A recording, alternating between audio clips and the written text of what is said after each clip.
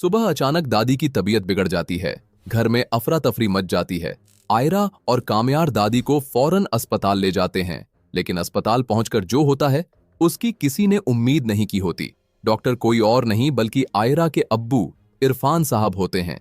इरफान साहब कामयार को देखते ही अपना गौस्सा कंट्रोल नहीं कर पाते। उन्हें सब कुछ समझ आ चुका होता है।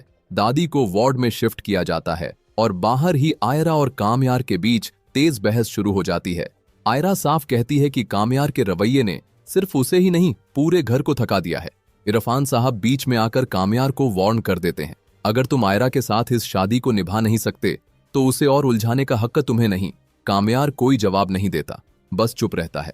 घर आने के बाद आयरा और कामयार के बीच एक और बातचीत होती है। इस बार आयरा बिल्कुल सीधी होती है। वह कहती है, अगर तुम इस शादी को निभाना नहीं चाहते तो साफ कह दो, मैं जबरदस्ती नहीं रहूंगी। यह बात कामयार के लिए भी एक शौक होती है। इसी बीच नफीसा और फरीहा घर के बाहर अपनी अलग प्लानिंग में लगी होती हैं। नफीसा का मानना होता है कि आयरा ने घर का सुकून खत्म कर दिया है और फरीहा को लगता है कि यही उसका मौका है कामयार को वापस अपनी तरफ खींचने का।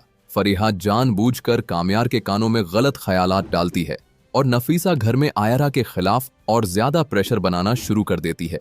आयरा दोनों तरफ से अकेली पड़ने लगती है। एक रात आयरा दादी के कमरे में बैठी होती है। दादी उसे समझाती हैं कि जिंदगी में हर फैसला गुस्से में नहीं लिया जाता, पर आयरा के लिए अब सब कुछ हद से ज्यादा हो चुका होता है। वह डिसाइड कर लेती है कि अगर कामयार ने अब भी क्लैरिटी नहीं दी तो वह खुद अपनी जिंदगी का रास्ता चुनेगी। अगली सुबह आयरा घर से बाहर जाने की तैयारी करती है। कामयार उसे देखता है लेकिन रोकता नहीं।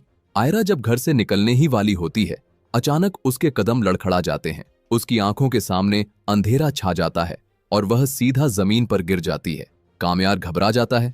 वह बिना वक्त जाया किए आयरा को उठाकर सीधा फलक के पास अस्पताल ले जाता है। अस्पताल में इमरजेंसी चेकअप होता है। कामयार बाहर टेंशन में खड़ा होता है।